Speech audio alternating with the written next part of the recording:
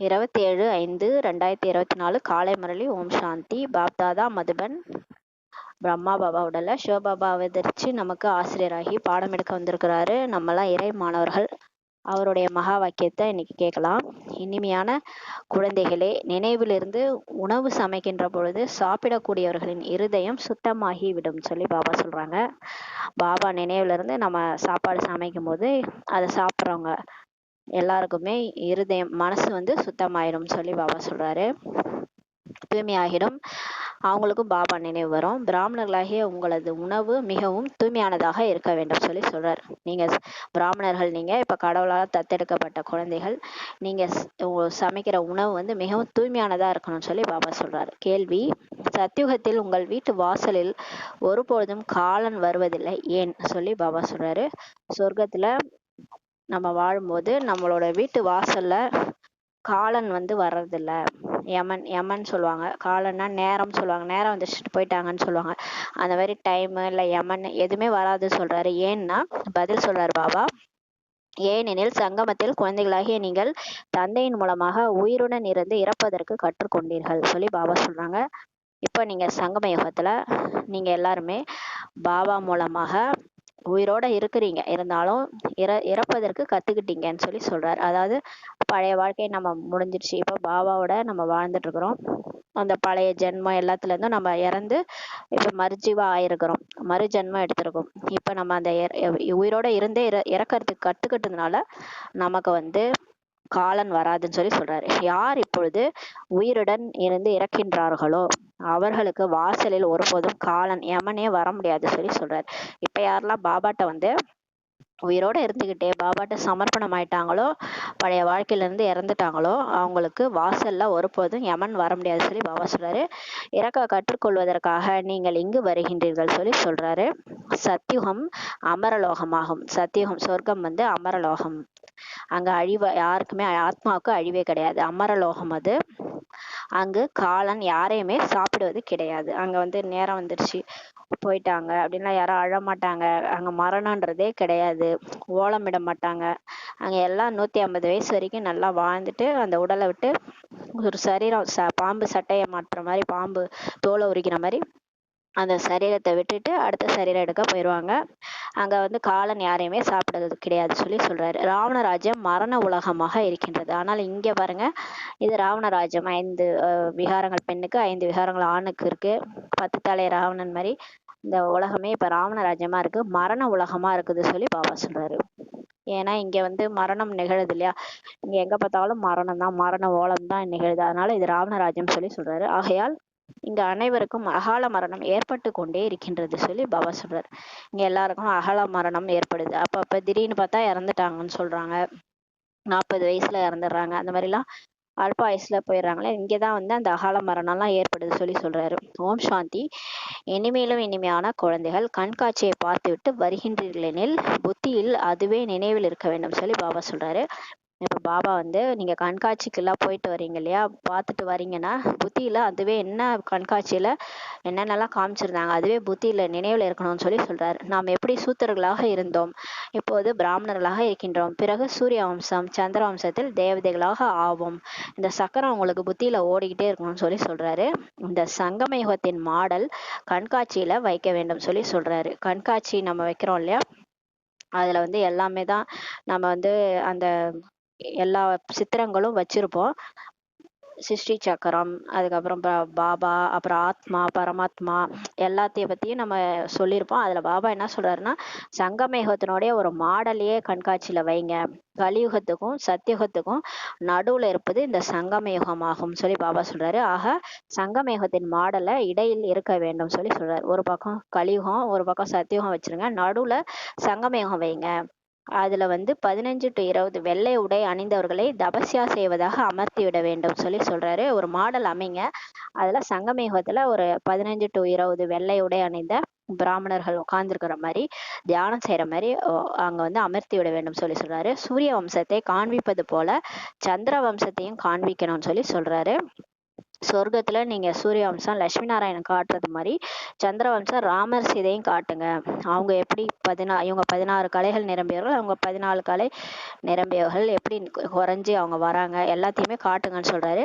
இவர்கள் தபஸ்யா செய்து செய்துதான் இவ்வாறு ஆகின்றார்கள் என்பதை மனிதர்கள் புரிந்து கொள்ளும்படியாக உருவாக்க வேண்டும் சொல்லி சொல்றாரு. இந்த பிராமணர்கள் இந்த பிகேஸ் தான் சங்கமயுகத்துல பகவான்கிட்ட பாடம் கற்பிக்கப்பட்டு இந்த மாதிரி தேவதையா ஆனாங்க, தபஸ்யா பண்ணி இந்த மாதிரி ஆனாங்கன்ட்டு புரிந்து கொள்ளும்படியாக நீங்க ஒரு சித்திரங்களை உருவாக்கணும்னு சொல்றாரு. அதை ஒரு மாடலாகவே ஒரு பொம்மை மாதிரியே செஞ்சு வைக்க சொல்றாரு. அப்பதான் அதை பார்க்கும்போது ஓ இப்படிதான் ஆகுறாங்கன்ட்டு புரிஞ்சுக்குவாங்க வர்றவங்களான்னு சொல்லி சொல்றாரு. உங்களது ஆரம்ப கால சித்திரம் இருப்பது போன்று சாதாரண ரூபத்தில் தபஸ்யா மற்றும் எதிர்கால ராஜ்ய பதவி போன்று இதையும் உருவாக்க வேண்டும் சொல்லி சொல்றாரு. உங்களை ஆரம்ப காலத்துல சித்திரம் இருக்கிறது போல நீங்க வந்து சாதாரண ரூபத்துல எப்படி தபஸ்யா பண்ணிட்டு இருக்கீங்க, எதிர்கால ராஜ்ய பதவி லட்சுமி நாராயணன் அது மாதிரி உருவாக்கணும்னு சொல்லி சொல்றாரு. ஆக இவர்கள் அவ்வாறு ஆகின்றார்கள் என்பதை நீங்கள் புரிய வைக்க முடியும் சொல்லி சொல்றாரு. மிக சரியாக காண்பிக்க வேண்டும், சரியா நீங்க வந்து காட்டணும். நாம் பிரம்மா குமாரிகள் ராஜயோகத்தை கத்துக்கிட்டு இவ்வாறு ஆகின்றோம், ஆக சங்கமயுகத்தையும் கண்டிப்பாக காண்பிக்கணும்னு சொல்லி சொல்றாரு. கண்காட்சியில இந்த மாதிரி வச்சிங்கன்னா அதுல பார்த்து எல்லாம் புரிஞ்சுக்குவாங்கன்றாரு. குழந்தைகளாகி நீங்கள் பார்த்து விட்டு வருகின்றீர்கள் எனில் முழு நாளிலும் இந்த ஞானம் வந்து புத்தியிலேயே இருக்கணும்னு சொல்லி சொல்றாரு. அப்போதுதான் ஞான கடலினுடைய குழந்தைகள் உங்களையும் மாஸ்டர் ஞான கடல்னு சொல்ல முடியும்னு சொல்லி சொல்றாரு. ஞானம் புத்தியில இல்லைன்னா ஞான கடல்னே சொல்ல முடியாது சொல்லி சொல்றாரு. முழு நாளும் புத்தி இதுலயே தான் ஈடுபட்டு இருக்கும் போது பந்தனம் வந்து நீங்கிக்கிட்டே போகும்னு சொல்லி சொல்றாரு. ஏன்னா நம்ம இப்ப அங்க போறோம், கண்காட்சி சுத்திட்டு வரோம், அப்புறம் வீட்டுல வந்து எப்பயும் போல இருக்கிறோம். சுத்தமா நம்ம எப்பயும் போல பழையபடியே இருந்தோம்னா நமக்கு அந்த ஞானமே புத்தியில இல்லைன்னா வேஸ்ட் அப்படின்றாரு. அப்ப வீட்டுக்கு வந்தாலும் இதே சிந்தனை ஓடணும், ஞானம் வந்து புத்தியில ஓடிக்கிட்டே இருக்கணும். அப்பதான் வந்து மாஸ்டர் ஞான கடல்னு சொல்ல முடியும்னு சொல்றாரு. பந்தனமும் உங்களுக்கு விலகிட்டே போகும்னு சொல்றாரு. நாம் இப்போது பிராமணர்களாக இருக்கின்றோம், பிறகு தேவதைகளாக ஆகின்றோம். ஒருவேளை நல்ல முறையில் முயற்சியை செய்யவில்லைன்னா சத்திரிய குலத்துக்கு போயிருவீங்கன்னு சொல்லி சொல்றாரு. வைகுண்டத்தை பார்க்கவும் முடியாது, முக்கியமானதே வைகுண்டம் தான் சொல்லி சொல்றாரு. இப்ப பாபா சொல்றதை கேட்டு நம்ம ஒழுங்கா முயற்சி பண்ணலன்னா நம்ம வந்து சத்திரிய குலத்துக்கு போயிருவோம், அதாவது திரேதாயுகம் போயிருவோம், ராமர் சீதை ராஜ்யத்துலதான் வருவோம். லட்சுமி நாராயணோட ராஜ்யத்தை பார்க்கவே முடியாது, வைகுண்டத்தை கண்ணால பார்க்கவே முடியாது சொல்லி சொல்றாரு. முக்கியமானதே வைகுண்டம் தானே, சொர்க்கம் தானே ஃபர்ஸ்ட் கிளாஸான உலகம், அதை தானே பார்க்கணும்னு சொல்றாரு. அதிசய உலகம்ட்டு சொர்க்கத்தை தான் சொல்லப்படுது சொல்றாரு. ஆகையால முயற்சி செய்ய வேண்டும் சொல்லி பாபா சொல்றாரு. உங்களது 2 சித்திரங்களும் இருக்கணும் சொல்லி சொல்றாரு. அவர்கள் ஜொலிக்கின்ற ஆடை அல்லது ஆபரணங்களால் அலங்கரிக்கப்பட்டவர்கள் மற்றும் இவர்கள் தபஸ்யா செய்யக்கூடியவர்கள். 2 சித்திரங்களும் இருக்கணும். ஒண்ணு வந்து லட்சுமி நாராயணன் அந்த ஜொலிக்கின்ற ஆடை ஆபரணங்களால் அலங்கரிக்கப்பட்ட சித்திரம், இன்னொன்னு பிராமணர்கள் வெள்ளை ஆடையில தபஸ்யா பண்ணிட்டு இருக்கிறது, ரெண்டுமே இருக்கணும். இவர்களே சூட்சுமலோகத்தில் அமர்ந்திருப்பதாக அவர்கள் நினைப்பர் சொல்லி பாபா சொல்றாரு. ஆடை மாறலாம், தோற்றத்தை மாற்ற முடியாது சொல்லி சொல்றாரு. அவர்கள் அப்பவித்திர இல்லற மார்க்கத்தை சார்ந்தவர்கள், இவர்கள் பவித்திர இல்லற மார்க்கத்தை சார்ந்தவர்கள் சொல்லி பாபா சொல்றாங்க. இவன் சூட்சும லோகத்துல அமர்ந்திருக்கிறதா அவங்க நினைப்பாங்க. இந்த லட்சுமி நாராயணன்லாம் சூட்சும லோகத்துல இருக்கிறாங்கன்னு நினைச்சுக்குவாங்க. நம்ம ஆடை வேணா மாறலாம், இங்க வெந்நீர் ஆடை நம்ம உடுத்திருக்கிறோம், ஆனா நம்மளே தான் போயிட்டு அங்க அந்த மாதிரி ஆகிறோம், தோற்றத்தை மாத்த முடியாது சொல்லி சொல்றாரு. ஆத்மா தான் போயிட்டு அந்த மாதிரி ஆகுது. அவர்கள் வந்து அப்பவித்திர இல்லற மார்க்கத்தை சார்ந்தவர்கள். ஆனா இவங்க வந்து பவித்திரமான இல்லற மார்க்கத்தை சார்ந்தவர்கள். லட்சுமி நாராயணன் வந்து பவித்திரமான இல்லற மார்க்கம். இப்ப கலியுகத்துல மற்றவங்க எல்லாருமே அப்பவித்திர இல்லற மார்க்கத்துல இருக்கிறாங்க. இதன் மூலம் இது ஸ்தாபனை ஆகி கொண்டிருக்கிறது என்பதை அவர்களும் புரிந்து கொள்ள முடியும் சொல்லி பாபா சொல்றாரு. இந்த மாதிரி சித்திரங்கள்லாம் கண்காட்சியில வச்சீங்கன்னா ஓ இப்படிதான் இதெல்லாம் ஸ்தாபனை ஆகுதான்ட்டு புரிஞ்சுக்குவாங்கன்னு சொல்றாரு. இவர்களே பிறகு அவர்களாக ஆகின்றனர், யார் முயற்சி செய்யறாங்களோ அவங்களே அடைவார்கள் சொல்லி பாபா சொல்றாரு. பிராமணர்களாக பலர் ஆகின்றனர் அல்லவா சொல்லி பாபா சொல்றாரு.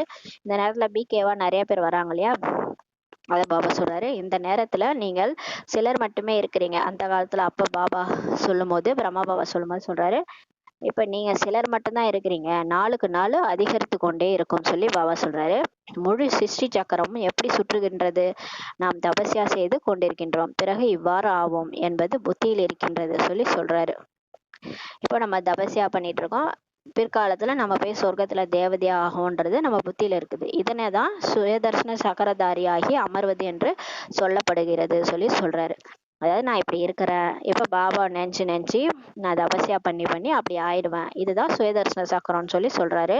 ஏனெனில் புத்தியில் முழு ஞானமே இருக்கின்றது.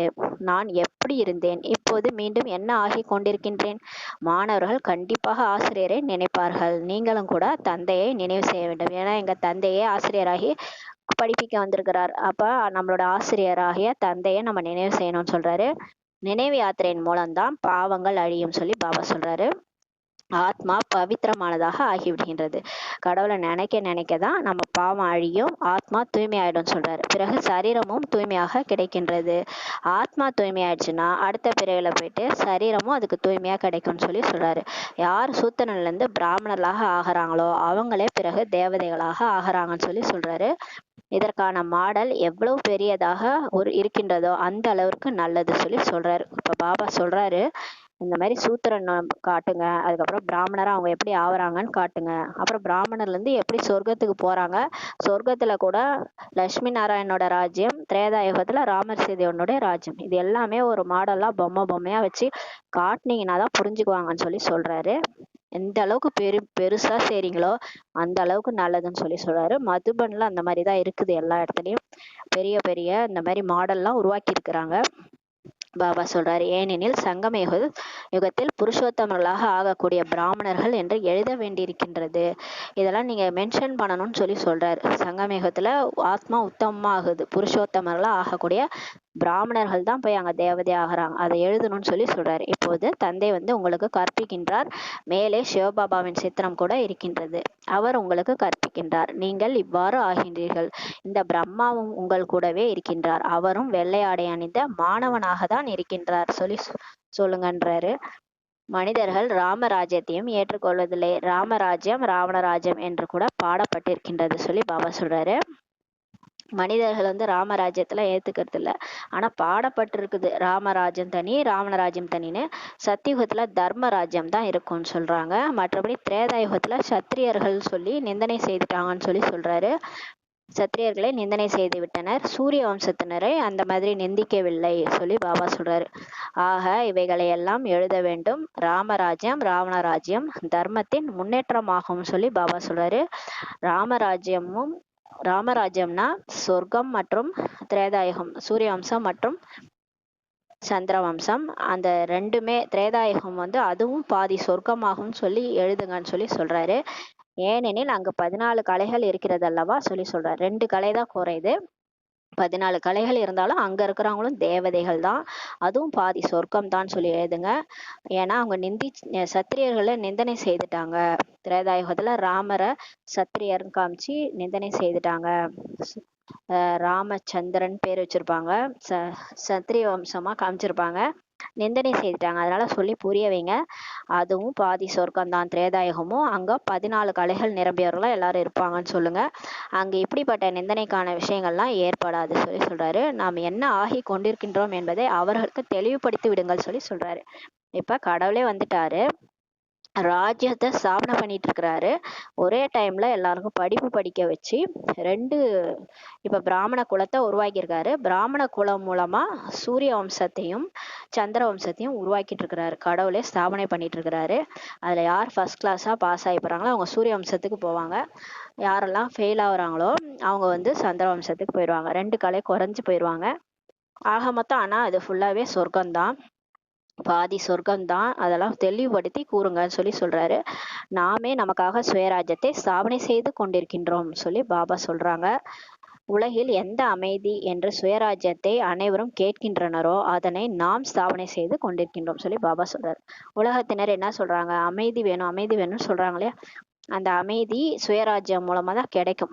எப்ப தன்னை தானே நம்ம கட்டுப்படுத்துறோமோ, எல்லா பழக்க வழக்கங்கள்ல இருந்து வெளியே வரோமோ, அமைதியா இருக்கிறோமோ, அந்த அமைதி நம்ம கிட்ட தான் இருக்குது இல்லையா.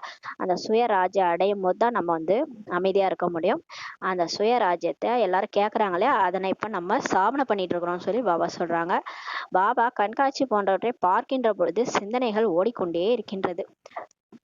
பாபாவுக்கு கண்காட்சி பார்க்கும்போது அவருக்கு சிந்தனை ஓடிக்கிட்டே இருக்குதாம். பிரம்மா பாபாவுக்கு, குழந்தைகளாகிய நீங்கள் வீட்டிற்கு சென்ற பிறகு இவை அனைத்தையும் மறந்து விடுவீர்கள் சொல்லி பாபா நினைக்கிறாராம். பிரம்மா பாபா நினைக்கிறாரு, இப்ப நல்லா தான் பாக்குறீங்க கேக்குறீங்க, வீட்டுக்கு போனவனே மறந்துடுறீங்களே குழந்தைகளேன்னு நினைக்கிறாரு. ஆனால் இவை அனைத்தையும் நினைவில் வைத்துக் கொள்ள வேண்டும்.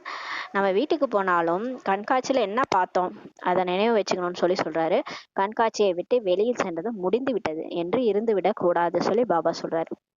சும்மா போயிட்டு வேடிக்கை பார்த்தோம், அதுக்கப்புறமா வந்தோம், வெளியே வந்தோமா முடிஞ்சிருச்சு, அப்படி இருக்கக்கூடாது சொல்லி சொல்றாரு. முயற்சி செய்யக்கூடிய நல்ல நல்ல குழந்தைகளின் புத்தியில சிந்தனை ஓடிக்கொண்டே இருக்க வேண்டும் சொல்லி பாபா சொல்றாரு. யாரெல்லாம் நல்ல நல்ல முயற்சி செய்யறாங்களோ அவங்க புத்தியில எப்ப பார்த்தாலும் இந்த ஞான சிந்தனை ஓடிக்கிட்டே இருக்கணும்னு சொல்றாரு. பாபாவிற்கு ஓடிக்கொண்டே இருக்கின்றது அல்லவா, இப்ப பிரம்மா பாபாவுக்கு ஓடிக்கிட்டே இருக்குது இல்லையா, அந்த மாதிரி நமக்கு ஓடணும்ன்றாரு. புத்தியில் முழு ஞானம் இருக்கும்பொழுது பாபாவின் நினைவும் இருக்கும். நம்ம எப்ப இந்த முழு ஞானத்தையே சிந்தனை பண்ணினே இருக்கிறோமோ அப்ப நமக்கு பாபா நினைவு ஆட்டோமேட்டிக்கா புத்தியில வரும்னு சொல்றாரு. முன்னேற்றம் ஏற்பட்டு கொண்டே இருக்கும். சதோ பிரதானமாக ஆகலைன்னா பிறகு சத்தியோதருக்கு செல்லவே மாட்டீங்கன்னு சொல்லி பாபா சொல்றாரு. தூய்மையா ஆனாதான், பரிசுத்தமா ஆனாதான் சொர்க்கத்துக்கு போக முடியும்னு சொல்றாரு. ஆகையால் தன்னை நினைவு யாத்திரையில் உறுதியாக ஆக்கி கொள்ள வேண்டும். அதனால பாபா நினைவை அதிகரிங்கன்னு சொல்லி சொல்றாரு. நீங்கள் ராஜ யோகிகளாக இருக்கின்றீர்கள், உங்களுக்கு மிக பெரிய சடை இருக்கின்றது சொல்லி சொல்றாரு. இந்த நேரத்துல நீங்க எல்லாரும் ராஜ ரிஷிகள், ராஜ யோகிகளா இருக்கிறீங்க, உங்களுக்கு மிகப்பெரிய சடை இருக்குதுன்னு சொல்லி சொல்றாரு. மகிமைகள் அனைத்தும் தாய்மார்களாகிய உங்களுக்கு தான் சொல்லி பாபா சொல்றாரு. சடைகளும் இயற்கையாகவே இருக்கின்றது. ராஜயோகி மற்றும் யோகினி இவர்களின் உண்மையிலும் உண்மையான தபஸ்யாவின் ரூபத்தை காண்பிக்கின்றனர் சொல்லி சொல்றாரு. ஆனா மகிமை எல்லாமே மாதாக்களுக்கு, பாரத மாதா கி ஜெயின் தானே பாடியிருக்காங்க. தாய்மார்களாகிய உங்களுக்கு தான் மகிமைலான்னு சொல்லி சொல்றாரு.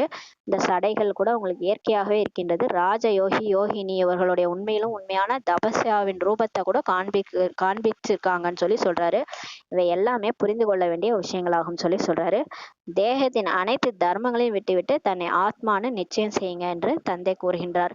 இப்ப பாபா சொல்றாரு, நீங்க இந்த உடம்பு கிடையாது, நீங்க ஆத்மா. பல பிறவி எடுத்து எடுத்து இந்த கடைசி பிறவில இந்த உடல்ல நடிச்சிட்டு இருக்கிறீங்க, இதை நிச்சயம் செய்யுங்கன்னு சொல்லி சொல்றாரு. மற்ற அனைத்து தேக சம்பந்தங்களையும் மறந்துருங்கன்னு சொல்லி பாபா சொல்றாரு. ஒரு தந்தையை மட்டுமே நினைவு செய்யுங்க, அவர் உங்களை மிகப்பெரிய செல்வந்தர்களாக ஆக்குகின்றார். இப்ப பாபா நம்மள செல்வந்தரா ஆக்குறாரு. உயிருடன் இருந்து இறந்து விடுங்கள். அப்பேற்பட்ட தந்தைக்காக இப்ப உயிரோட இருந்தாலும் இந்த பழைய வாழ்க்கையில இருந்து இறந்துருங்கன்றாரு. பழைய மாதிரி நீங்க இருந்தீங்களா அந்த மாதிரி இருக்காதீங்க, பாபாக்காக மாறிடுங்கன்னு சொல்லி சொல்றாரு. தந்தை உயிருடன் இருந்து இறப்பதற்கு இப்போது கற்றுக் கொடுக்கின்றார் சொல்லி பாபா சொல்றாரு. நம்மளோட பழைய பிறவி முடிஞ்சிருச்சு, இப்ப புது பிறவி பாபாவோட வாழ்ந்துட்டு இருக்கிறோம். அந்த மாதிரி உயிருடன் இருந்து இறப்பதற்கு இப்ப பாபா கத்துக் கொடுக்குறாரு. எல்லாமே உன்னுடையது என்னுடையது அல்ல அப்படின்ட்டு ஒரு பரிசா மாதிரி நமக்கு வாழ இன்னைக்கு கற்றுக் கொடுக்குறாரு. நேற்று முரளியில சொன்னார்ல, உங்களை பரிசாவாக்க விட மாட்டேன் அப்படின்ட்டு. அந்த மாதிரி பற்று இல்லாம வாழறதுக்கு பாபா இப்ப கற்றுக் கொடுக்குறாரு. நான் காலனுக்கெல்லாம் காலனாக இருக்கின்றேன்.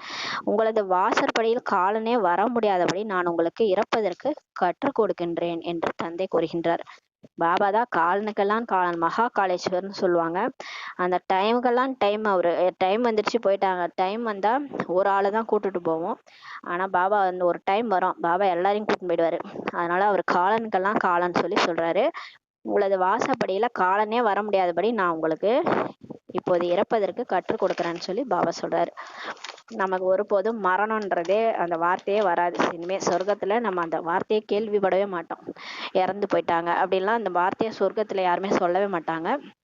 மரணம்ன்ற வார்த்தையை நம்ம கேட்க முடியாத அளவுக்கு பாபா நம்மளை கொண்டு போயிட்டு இருக்கிறாரு. மரணத்தை வென்ற ஆத்மாவா இப்ப மாத்துறாரு இந்த ஒரு பிறவியில. அதனால நம்ம வாசப்படியில காலனே வராதுன்னு சொல்லி சொல்றாரு. அங்கு ராவண ராஜ்யமே கிடையாது. அங்க சொர்க்கத்துல ராவண ராஜ்யமே கிடையாது. சத்தியுகத்துல காலன் ஒருபோதுமே வருவதே கிடையாது சொல்லி சொல்றாரு. சொர்க்கத்துல காலன்ட்டு ஒண்ணு, அதாவது மரணம் இறந்துட்டாங்க அதெல்லாம் யாருமே சொல்ல மாட்டாங்க. அந்த மாதிரி ஒரு விஷயமே அங்க இருக்காது. அதனை அமரபுரி என்று கூறப்படுகிறது. அங்க ஆத்மா எல்லாருமே அழிவற்றவர்கள், அழிவற்ற கண்டம்னு சொல்லப்படுது சத்தியுகம். பாரதம் எப்படி அழிவற்ற கண்டமோ அந்த மாதிரி அந்த சத்தியுகன்றது அமரபுரி, அழிவற்ற புரி, அழிவற்ற இடம் அது. அந்த மாதிரியான ஒரு இடம்னு சொல்லி கூறப்படுகிறது சொல்றாரு. பாபா உங்களை அமரபுரிக்கு எஜமானர்களாக ஆக்குகின்றார்.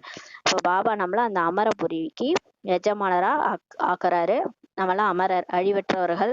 நம்ம வாழ போற இடம் சொர்க்கமா ஆக போகுது. அங்க எஜமானரா பாக்குறாரு. இது மரண உலகம் ஆகும் சொல்லி சொல்றாரு. இப்ப நம்ம இருக்கிறது மரண உலகம், அது அமரபுரி ஆகும் சொல்லி சொல்றாரு.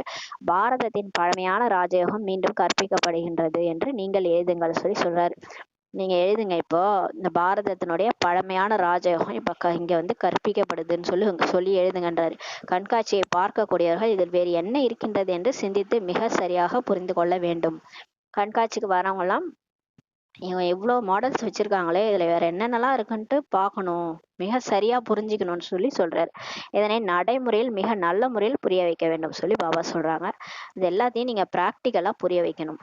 பாபா எப்படி வந்திருக்கிறாரு, எப்படி நம்மளை பிராக்டிக்கலா மாத்துறாரு, பாடம் எடுத்து ஆத்மாவை எப்படி மாத்துறாரு, மனசு புத்தினா என்ன, சம்ஸ்காரம்னா என்ன, ஆத்மாவை எப்படி மாத்தி பாபா வந்து தேவதையா மாத்துறாரு, இது எல்லாத்தையும் பிராக்டிக்கலா நல்ல முறையில புரிய வைக்கணும்னு சொல்றாரு. ராஜா ராணி எப்படியோ அவ்வாறேதான் பிரஜைகள் என்பது இதில் வந்து விடுகின்றது சொல்லி பாபா சொல்றாங்க. ராஜா ராணி எப்படி இருக்கிறாங்களோ அப்படியே பிரஜைகள் இருப்பாங்க சொர்க்கத்துல. அதுதான் அது கூட இதுல வந்துருதுன்னு சொல்றாரு. தந்தை எவ்வளவு தெளிவாக புரிய வைக்கின்றார். பாபா இப்ப எவ்வளவு தெளிவா புரிய வைக்கிறாரு. தன்னை ஆத்மான்னு புரிஞ்சுட்டு தந்தையை நினைவு செய்யுங்கன்னு சொல்றாரு. இதில் தான் முக்கியமான அழுத்தம் கொடுக்க வேண்டும். யார் வந்தாலும் அவங்களுக்கு அவங்களுடைய அறிமுகம் கொடுங்க, பரமாத்மாவுடைய அறிமுகம் கொடுங்க. தன்னை ஆத்மான்னு புரிய வச்சு பரமாத்மாவை நினைக்க வைக்கிறது தான் முக்கியமான பாயிண்ட். அதுலதான் அழுத்தம் கொடுக்கணும்னு சொல்றாரு. உலகில் தூய்மை, சுகம், சாந்தி எவ்வாறு ஸ்தாபனையாகி கொண்டிருக்கின்றது என்பதை வந்து புரிந்து கொள்ளுங்கள் சொல்லுங்க. அந்த மாதிரி நம்ம தலைப்பு வைக்கணும்னு சொல்றாரு பாபா. விதவிதமா தலைப்பு என்ன எழுதுனா வருவாங்க. அப்ப தூய்மை, சுகம், சாந்தி எப்படி ஸ்தாபனை ஆகுதுன்ட்டு வந்து புரிஞ்சுக்காங்கன்னு எழுதுங்கன்னு சொல்றாரு. நீங்கள் தங்களுக்காகவே செய்கின்றீர்கள். நீங்க எது செஞ்சாலும் உங்களுக்காக தான் செய்றீங்கன்னு சொல்றாரு. எந்த அளவுக்கு நீங்க முயற்சி செய்றீங்களோ அந்த அளவுக்கு பதவி உங்களுக்கு கிடைக்கும்னு சொல்றாரு. அதுவும் வரிசை கிரமமாக தான் கிடைக்கும். வரிசை கிரமம் எவ்வாறு ஏற்படுகின்றது என்பதையும் காண்பியுங்கள். அந்த மாடல்ல எப்படி வரிசை கிரமமா இவங்கெல்லாம் போயிட்டு பிறக்குறாங்க சொர்க்கத்துல. இங்க எப்படி யோகா பண்ணி அங்க போறாங்க, அங்க பிரஜைகள் எப்படி இருக்கிறாங்க, பிரஜைகளையும் சொர்க்கத்துல இருக்கிறத காண்பீங்க. அதுல செல்வந்த பிரஜைகளும் இருக்கிறாங்க, 2ஆம் நிலை பிரஜைகள் இருக்கிறாங்க, 3ஆம் நிலை பிரஜைகளையும் காண்பீங்கள் சொல்லி பாபா சொல்றாரு. மிக நல்ல முறையில புரிந்து கொள்ளும் அறிவிற்கு மிக சரியானதாக உருவாக்குங்கள். அந்த மாடல் உருவாக்குறீங்களே, பொம்மைகள் மாதிரி நம்ம செஞ்சு வைக்கணும். அந்த பொம்மைகள் வந்து நல்லா புரிஞ்சுக்கிற அளவுக்கு சரியானதா உருவாக்குங்கன்றாரு பாபா. முயற்சி என்பது செய்தே ஆக வேண்டும். குறைந்த நேரம் தான் இருக்கின்றது சொல்லி பாபா சொல்றாரு. இப்ப ரொம்ப கம்மியா இருக்குது டைமு, ரொம்ப முயற்சி செய்யணும், குறைஞ்ச டைம் தான் இருக்குன்றாரு. ஞானம் உங்களுக்காக தான் இருக்குது. நாம் ஒரு தந்தையை நினைவு செய்தால்தான் இவ்வாறு ஆக முடியும் என்று மனிதர்கள் புரிந்து கொள்ளும்படி நீங்கள் கண்காட்சியில புரிய வைங்கன்னு சொல்லி பாபா சொல்றாரு.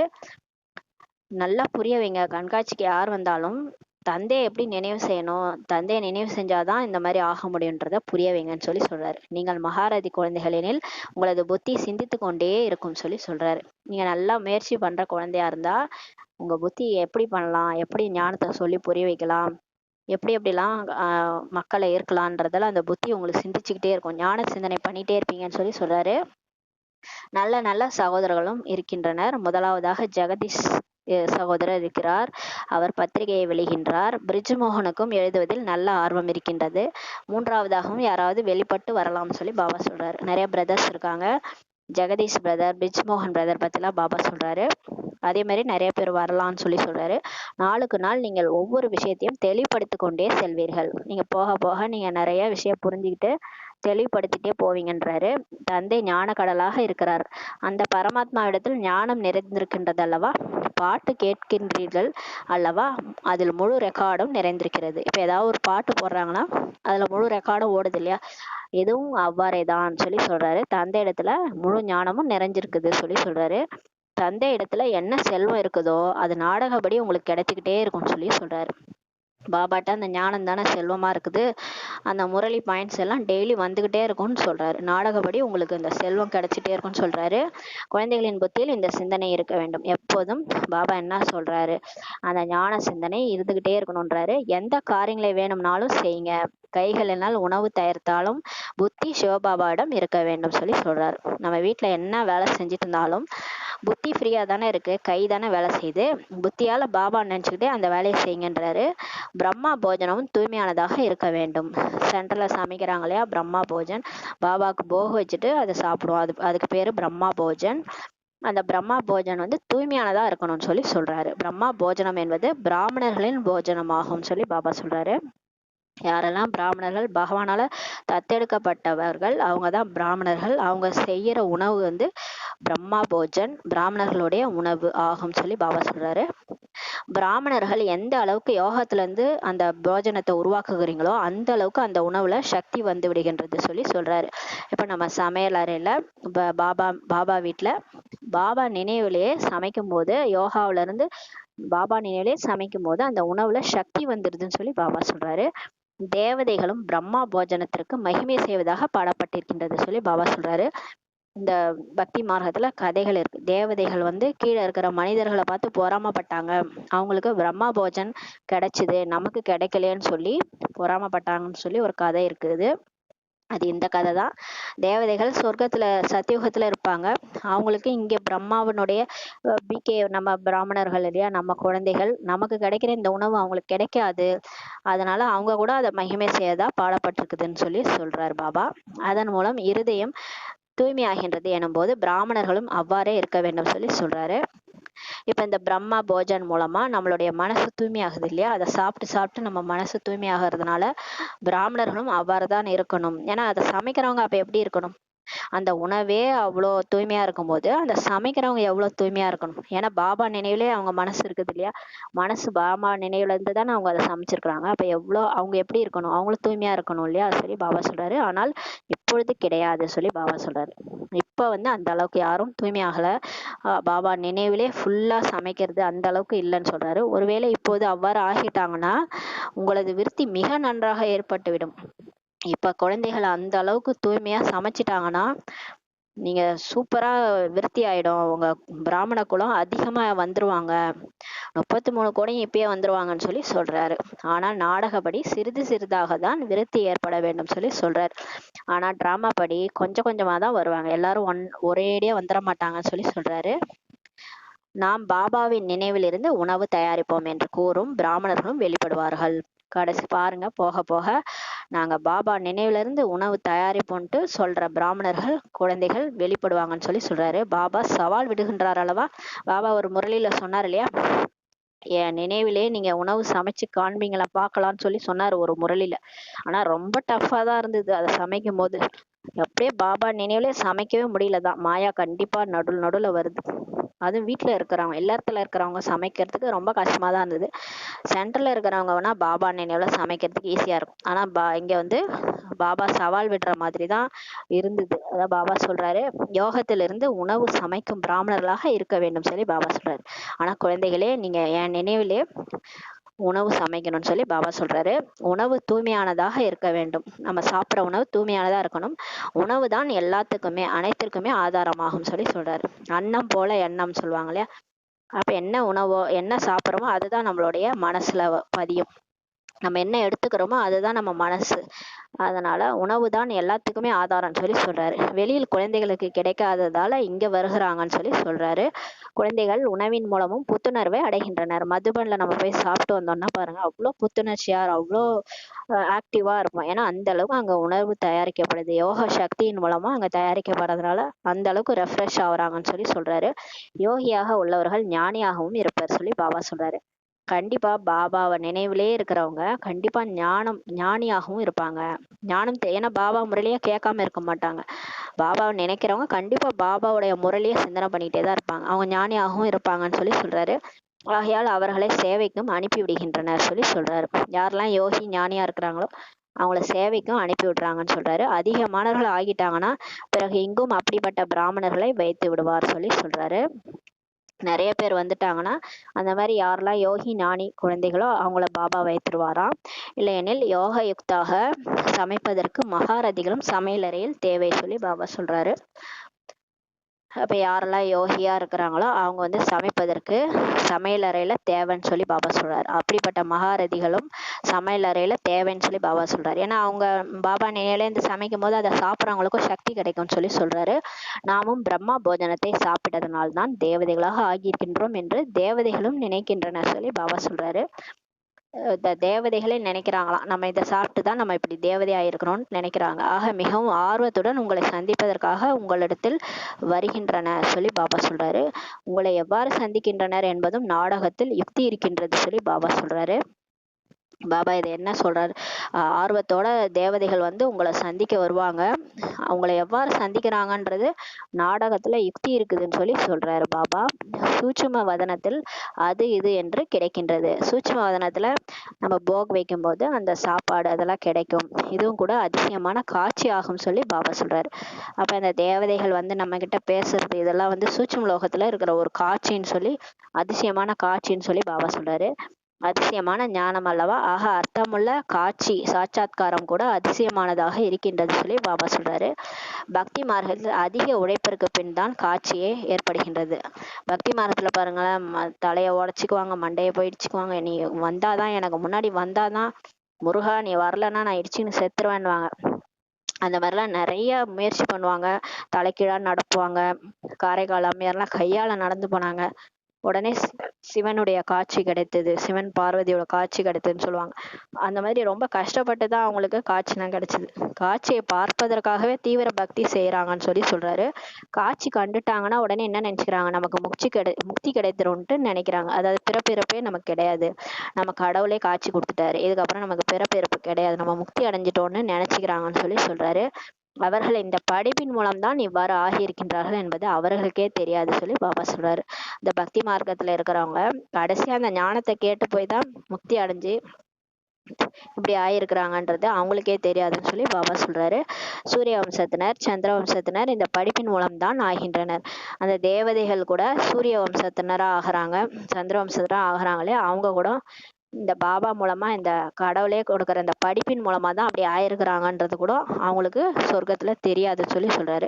மற்றபடி இவ்வளவு சித்திரங்களை உருவாக்கி வைத்திருப்பது போன்ற எதுவுமே கிடையாது சொல்லி பாபா சொல்றாரு. பக்தி மார்க்கத்துல நிறைய சித்திரங்கள்லாம் உருவாக்கி இருக்காங்களே, அது மாதிரி எதுவுமே கிடையாது சொல்றாரு.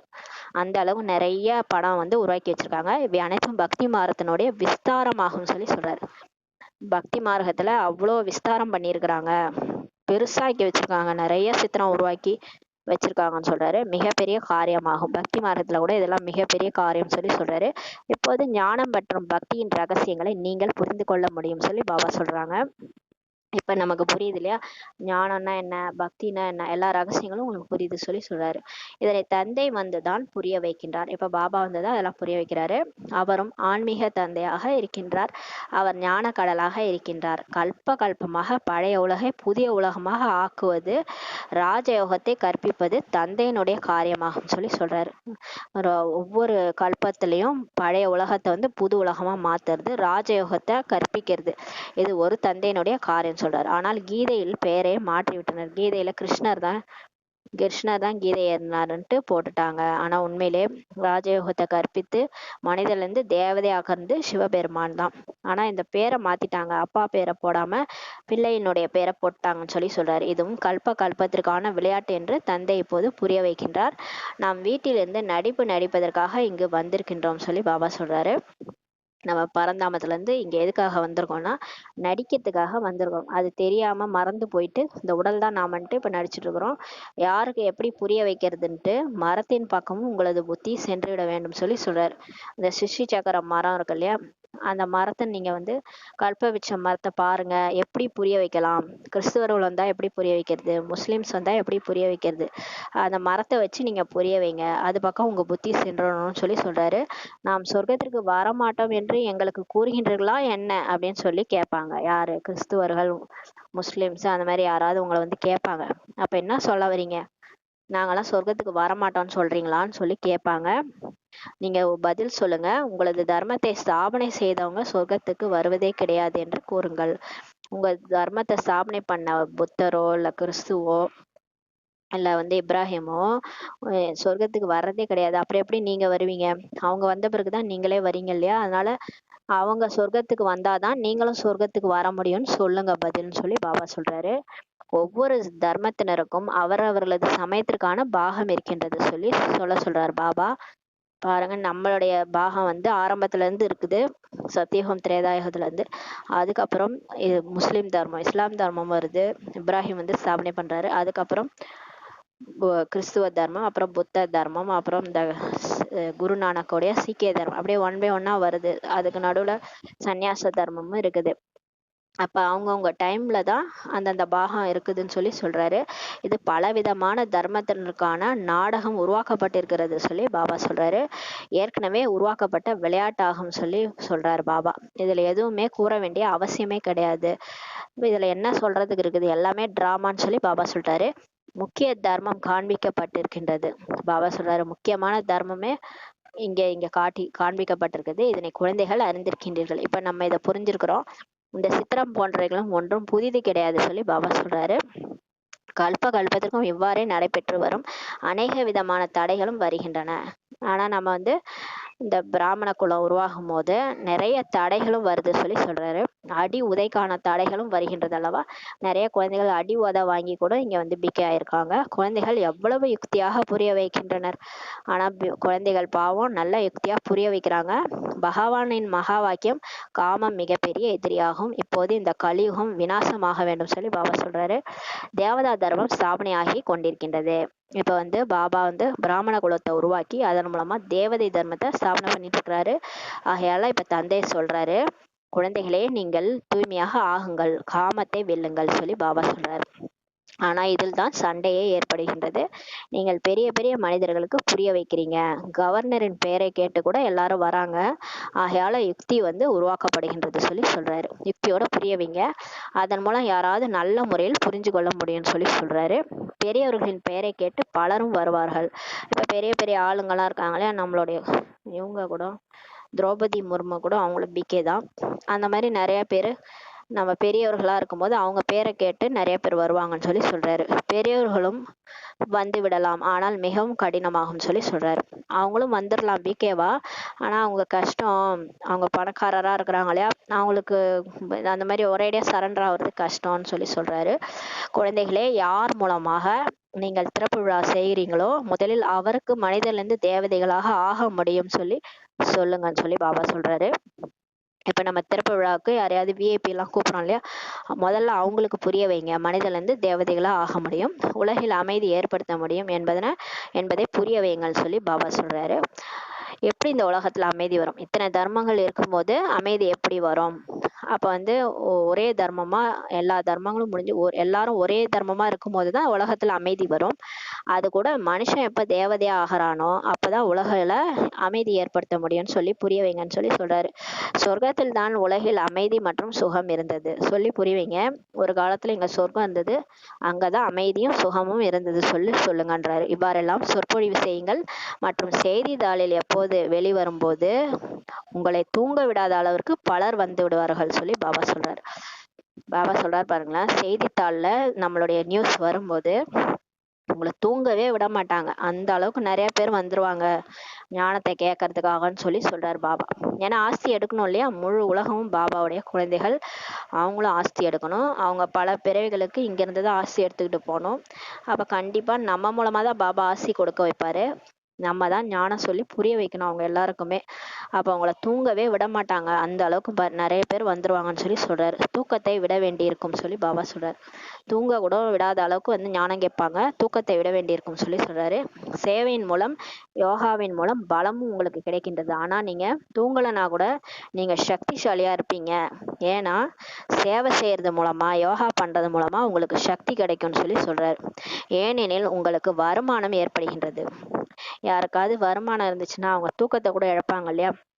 சில பிசினஸ் மேன்லாம் பாத்தீங்கன்னா ராகும் பகலும் பிசினஸ் செய்வாங்க, ஏன்னா காசு வருது இல்லையா. அப்ப தூக்கத்தை கூட விடுறதுக்கு தயாரா இருப்பாங்க இல்லையா. அந்த ஒரு வாரமோ 2 வாரமோ அந்த பிசினஸ் நல்லா போகும் அப்படின்னா அந்த ஒரு வாரம் தூக்கத்தை விடுறதை கூட தயங்க மாட்டாங்க. அந்த மாதிரி பாபா சொல்றாரு, வருமானம் ஏற்படுகிறது இல்லையா, அதனால தூக்கத்தை கூட நீங்க விட்டுருவீங்கன்னு சொல்லி சொல்றாரு. வருமானம் செய்பவர்களுக்கு ஒருபோதும் கொட்டாவியே வராது சொல்லி சொல்றாரு, தூக்கமும் வராது சொல்லி பாபா சொல்றாரு. யாருக்கு வருமானம் ஏற்படுதோ அவங்களுக்கு ஒருபோதும் கொட்டாவியும் வராது, தூக்கமும் வராதுன்னு சொல்லி சொல்றாரு. ஏன்னா சம்பாதிக்கணும்ன்றதுதான் அவங்களோட குறியா இருக்கும். அப்ப இங்கேயும் அதே மாதிரிதான், நீங்க ஞானத்தை சொல்லி சொல்லி அவ்வளவு சம்பாதிக்க போறீங்க, அதனால உங்களுக்கு தூக்கமே வராத அளவுக்கு கூட்டம் உங்களை நோக்கி வரும்னு சொல்லி சொல்றாரு. அப்ப நீங்க ஞானத்தை சொல்லி சொல்லி சம்பாரிச்சிட்டு இருப்பீங்க, உங்களுக்கு கொட்டாமையும் வராது, தூக்கமும் வராது, உங்களுக்கு சக்தி கிடைக்கும். பாபாவினுடைய சக்தி சேவையின் மூலமாகவும் நீங்க சேவை செய்யறது மூலமாகவும் யோகா பண்றது மூலமாகவும் உங்களுக்கு சக்தி கிடைக்கும், பலம் வரும்னு சொல்லி சொல்றாரு. வருமானத்தினால் வயிறு நிறைந்து பிறகு தூக்கமே வராதுன்னு சொல்லி சொல்றாரு பாபா. பாருங்க, அவ்வளோ வருமானம் செஞ்சு வயிறு நிறைஞ்சிரும், இது நிரந்தரமாக ஆகிவிடுகின்றது சொல்லி சொல்றாரு. நீங்களும் மிகப்பெரிய வருமானம் செய்கின்றீர்கள். பாருங்க, இப்ப நீங்க எவ்வளவு பெரிய வருமானம் செய்யறீங்கன்னு சொல்றாரு. ஆனா திவால் ஆனவர்கள் தான் கொட்டாவி விடுவார்கள். யாரெல்லாம் பாபா நினைவுல இல்ல, ஞானம் சரியா கேட்கல, இங்க இருந்து போனவங்க தான் கொட்டாவி விடுவாங்கன்னு சொல்லி சொல்றாரு. யார் நல்ல முறையில புரிஞ்சுக்கிறாங்களோ, நினைவுல இருக்கிறாங்களோ அவங்களுக்கு கொட்டாவியே வராது. ஒருவேளை சொந்த பந்தங்களின் நினைவு யாருக்காவது வந்துருச்சுன்னா கொட்டாவி வந்துகிட்டே இருக்கும்னு சொல்லி சொல்றாரு. இது அடையாளமாகும் சொல்லி சொல்றாரு. திவாலானவர்களுடைய அடையாளம் எப்படி இருக்கும்னா, அவங்களுக்கு கொட்டாவி வந்துகிட்டே இருக்கும், சொந்த பந்தங்களோட நினைவு இருந்துகிட்டே இருக்கும்னு சொல்றாரு. சொர்க்கத்தில் உங்களுக்கு ஒருபோதும் கொட்டாவி வரவே வராது. இங்க நம்ம கொட்டாவியை விடுறதுனால, தூக்கத்தை விடுறதுனாலதான் சொர்க்கத்துல நமக்கு கொட்டாவி கூட வராதுன்னு சொல்லி சொல்றாரு. தந்தையின் ஆஸ்தியை அடைந்து விட்டீர்கள்னா அங்க தூங்குவது, அமருவது, எழுந்திருப்பது நியமப்படி நடைபெறும் சொல்லி சொல்றாரு. இங்க நம்ம தந்தையோடைய ஆஸ்தியை ஃபுல்லா அடைஞ்சிட்டோம்னா, அவர் சொன்ன வழிப்படி ஸ்ரீமத் படி கரெக்டா நடந்துட்டோம்னா, அங்க நம்ம சொர்க்கத்துல தூங்குறது நியமப்படி இருக்கும். கரெக்டா தூங்கிடுவோம். காலையில அந்த அமிர்த வேலைக்கு கரெக்டா எழுந்திருப்போம். அமருவதெல்லாம் கரெக்டா நியமப்படி அமரணும்.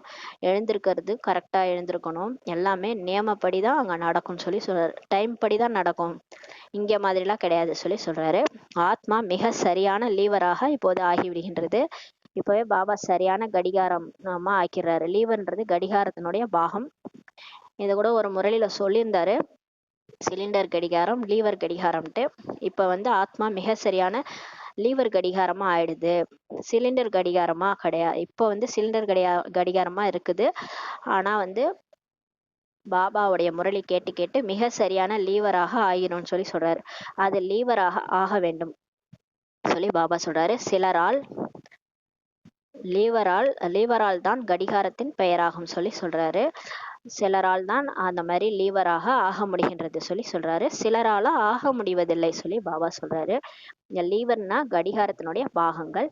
சிலரால தான் அந்த லீவர் கடிகாரமா ஆக முடியுது, சிலரால ஆக முடியல சொல்லி பாபா சொல்றாரு. அதாவது ஸ்ரீமத் படி நடக்கிறவங்க, கரெக்டா பாபா சொல்படி பேச்சு கேட்கறவங்க அந்த மாதிரி ஆகி சொர்க்கத்துக்கு போனாலும் அந்த மாதிரி டைம் படி எல்லாமே அவங்களுக்கு நியமமா இருக்கும், கரெக்டா இருப்பாங்க. ஆனா இங்க சிலரால ஆக முடியதில்லை சொல்லி பாபா சொல்றாரு. நல்லது. இனிமேலும் இனிமையான வெகு காலம் கழித்து காணாமல் கண்டிருக்கப்பட்ட செல்ல குழந்தைகளுக்கு தாய் தந்தையாகிய பாப் தாதாவின் அன்பு நினைவுகள். காலை வணக்கம். ஆன்மீக குழந்தைகளுக்கு ஆன்மீக தாய் தந்தையின் நமஸ்தே. நாம் ஆன்மீக குழந்தைகள் ஆன்மீக தாய் தந்தைக்கு நமஸ்தே. தாரணைக்கான முக்கிய சாரம். ஃபர்ஸ்ட் பாயிண்ட், பந்தன் முக்த், பந்தனத்திலிருந்து விடுபட்டவர் ஆவதற்கு அல்லது சுய முன்னேற்றம் செய்வதற்காக புத்தியை சதா ஞானத்தினால் நிறைத்து வைத்து கொள்ள வேண்டும். எப்பவுமே ஞான சிந்தனை பண்ணிட்டே இருந்தீங்கன்னா பந்தன் முக்த ஆயிடுவீங்க. மாஸ்டர் ஞான கடலாகி சுயதர்சன சக்கரதாரியாகி நினைவுல அமரணும்னு சொல்லி சொல்றாரு. பாபா நினைச்சிட்டே இருக்கணும். இரண்டாவது பாயிண்ட், தூக்கத்தை வென்றவர்களா ஆகி நினைவு மற்றும் சேவையின் பலத்தை சேமிக்க வேண்டும். எதிர்காலத்துல நம்மளை தேடி நிறைய பேர் வருவாங்க. அப்ப தூக்கத்தெல்லாம் நம்ம பார்க்க கூடாது. தூக்கத்தை வென்ற ஆத்மாவாகி எல்லாருக்கும் ஞானம் சொல்லிட்டே இருக்கும். அதனாலதான் பாபா இப்ப நம்ம தயார்படுத்திட்டு இருக்கிறாரு. நம்ம ஏன் இவ்வளவு முரளி கேட்கணும், இவ்வளவு புத்தியில ஞானத்தை ஸ்டோர் பண்றோம்னா, வருங்காலத்துல அவ்வளவு பேர் வரப்போறாங்க. நம்மளோட பிரஜைகள், நம்மளுடைய பக்தர்கள் எல்லாருமே வருவாங்க நம்மளை நோக்கி. நம்ம தான் அவங்களுக்கு சொல்லி எல்லாத்தையும் புரிய வைக்கணும். அதனாலதான் இப்பயே பாபா நம்மளை கத்துக்க வைக்கிறாரு. வருமானம் செய்வதில் ஒருபோதும் சோம்பலே ஏற்படக்கூடாது சொல்லி பாபா சொல்றாரு. பாருங்க, வருமானம் வருதுன்னா யாராவது தூங்குவாங்களா? ஓடி போய் அந்த பிசினஸ பண்ணுவாங்கல்ல. அதான் இப்ப உங்களுக்கு வருமானம் வரும்போது ஒருபோதும் உங்களுக்கு சோம்பலோ கொட்டாவியோ வரக்கூடாது, தூங்கி வழியக்கூடாது சொல்லி பாபா சொல்றாரு. வரதானம். உலகில் தெய்வீகமான குடும்பத்திற்கு அன்பின் விதைகளை விதைக்கும் உலக சேவாதாரி ஆவீர்களாக சொல்லி பாபா வரதானம் கொடுக்குறாரு. உலகிலேயே தெய்வீக குடும்பம் நம்மளுடைய குடும்பம். அந்த குடும்பத்திற்கு அன்பின் விதைகளை விதைக்கக்கூடிய, உலகத்துக்கே சேவை செய்யக்கூடிய சேவாதாரி ஆகுங்கன்ற வரதானம் கொடுக்குறாரு. தாங்கள் உலகத்தின் சேவாதாரி குழந்தைகள். உலகில் தெய்வீகமான குடும்பத்திற்கு அன்பு என்ற விதையை விதைக்கின்றீர்கள். நாஸ்திகர்களாக இருப்பினும் ஆஸ்திகர்களாக இருப்பினும் அனைவருக்கும் அலௌகிகமான அல்லது தெய்வீகமான அன்பை பலனை எதிர்பாராத அன்பாக அனுபவம் செய்ய வைப்பதுதான் விதை விதைப்பதாகும் சொல்லி பாபா சொல்றார். பாருங்க, நீங்களாம் யாரு? நீங்களாம் உலகத்தினுடைய சேவாதாரி குழந்தைகள், உலகத்துக்கே சேவை செய்யக்கூடியவங்க. உலகத்துல இருக்கிற நம்மளுடைய ஆன்மீக குடும்பம், நம்மளுடையது ஆன்மீக குடும்பம். உலகமே நம்மளுடைய குடும்பம் தான். 800 கோடி ஆத்மாக்களும் பாபாவுடைய குழந்தைகள். எல்லாருக்குமே அன்புன்ற விதையை நீங்க விதைக்கிறீங்க. அவங்க நாஸ்திகரா, கடவுளை நம்பினாலும் சரி, கடவுளை நம்பாட்டினாலும் சரி, ஆஸ்திகரா இருக்கிறாங்க, பிகேவா இருக்கிறாங்க, இல்ல நான் பிகேவா இருக்கிறாங்க, எல்லாருக்குமே நம்மளுடைய அலௌகிக தெய்வீகமான அன்பை, பலனை எதிர்பாராத அன்பை அனுபவம் செய்ய வைக்கிறது தான் விதை விதைப்பது சொல்லி சொல்றார். எல்லாருக்கும் போய் பாபா ஞானத்தை கொடுங்க, பலன் எதிர்பார்க்காம கொடுங்க, எல்லாரும் கடவுளுடைய குழந்தைகள், அதுதான் அன்புன்னு சொல்லி சொல்றாரு. இந்த விதை தானாகவே சகஜ யோகியாக மாறுவதற்கான மரத்தை உருவாக்குகின்றது சொல்லி சொல்றாரு. இந்த மாதிரி யார் விதைக்கிறாங்களோ அவங்க சகஜ யோகியா மாறிடுவாங்கன்றாரு. மற்றும் சரியான நேரத்திற்கு சகஜமான யோகி ஆவதற்கான பலனையும் தென்பட வைக்கின்றது சொல்லி சொல்றாரு. அப்ப கரெக்டான டைம்ல நம்மளை சகஜமான யோகியா ஆக்கிறதுக்காக பலனை கூட இந்த அன்பு தென்பட வைக்கிறது சொல்லி பாபா சொல்றாரு. சில பழங்கள் மிக விரைவில் சரியான சமயத்தில் பழுக்கும் சொல்லி பாபா சொல்றாரு. சில பழங்கள் பாருங்க சரியான நேரத்துல பழுக்கும். நம்ம இப்ப விதை போடுறோம் இல்லையா, அது சரியான நேரத்துல சில பழங்கள் சரியான தேவையான சமயத்துல பழுக்கும்னு சொல்லி பாபா சொல்றாரு.